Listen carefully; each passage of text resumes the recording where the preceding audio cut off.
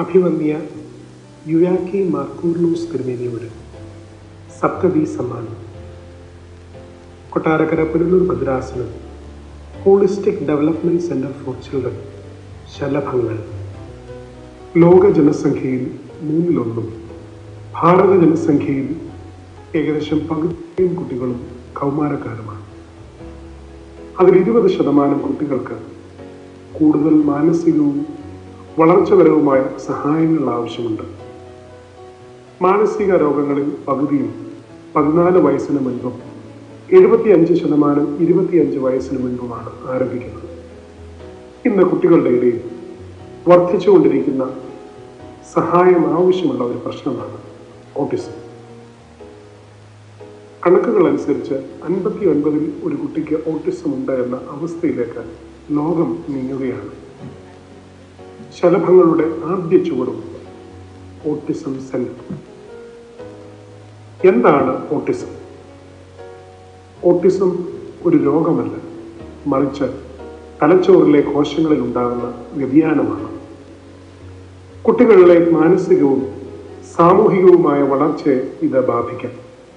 സാമൂഹീകരണം, ആശയവിനിമയം, പെരുമാറ്റ രീതി എന്നിവയാണ് ഓട്ടിസം സാരമായി ബാധിക്കുന്നത്.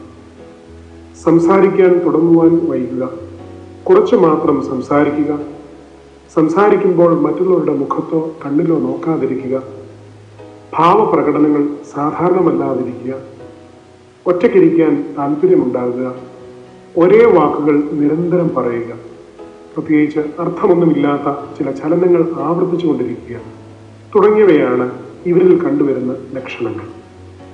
പ്രശ്നം നേരത്തെ തിരിച്ചറിയേണ്ടതും കാലതാമസമില്ലാതെ ചികിത്സകൾ തുടങ്ങേണ്ടതും അതിപ്രധാനമാണ്. ഓട്ടിസത്തെ പൂർണ്ണമായി മാറ്റുകയോ അതിൻ്റെ ലക്ഷണങ്ങൾക്കൊരു സമ്പൂർണ്ണ പരിഹാരമോ നിലവിൽ സാധ്യമല്ല എങ്കിലും നേരത്തെയുള്ള ഇടപെടലും തക്ക സമയത്തുള്ള ചികിത്സയും പരിശീലനവും നല്ലൊരു ശതമാനം കുട്ടികൾക്കും നല്ല രീതിയിൽ ഫലപ്രദമാകാറുണ്ട്.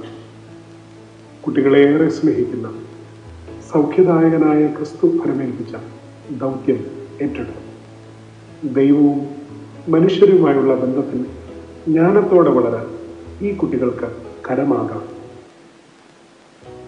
തുടർ സ്വപ്നങ്ങൾ, പഠന വൈകല്യങ്ങളുടെ ചികിത്സാ കേന്ദ്രം, കുട്ടികൾക്ക് നല്ല അനുഭവപ്പെടൽ ഉറപ്പുവരുത്തുവാൻ അവരുടെ മാതാപിതാക്കൾ, അധ്യാപകർ തുടങ്ങിയവരുടെ പരിശീലന പരിപാടികൾ, നൽകപ്പെട്ടിരിക്കുന്നത് ഏറ്റവും ഉത്തമമാക്കുവാൻ കുട്ടികൾക്കുള്ള പരിശീലന പരിപാടികൾ, കുട്ടികളുടെ സ്വഭാവ വൈകല്യങ്ങൾ പരിഹരിക്കുന്ന ബിഹേവിയറൽ ട്രീറ്റ്മെന്റ് സെന്റർ. കരം നീട്ടാൻ അവർ നിറങ്ങളുമായി പറക്കട്ടെ.